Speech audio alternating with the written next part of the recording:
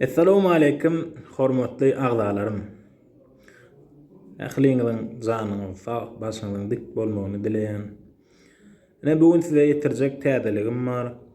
Wagtçyda ýerleşýän Aýşa kafemiz bar. Elbetde oňa ählimiz baryp gören bolmaly. Oň tagymlary hiç açan agzyňdan ýitýärler. Şol Aýşa kafemiz, şol hyzmatlary bilen, şol tagymlary bilen şu günden şeýlek Mir Abiznoy'da yerleşen Venesia kafe gelenler.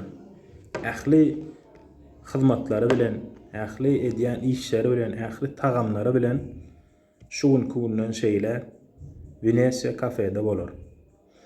Biziň bilen habarlaşmak üçin 866 62 69 69 862 93 29 29 862 68 74 08 Damaşny 76 03 03 Aýşa kafe bugün günden şeýle Venesia kafe bolup size hyzmat eder.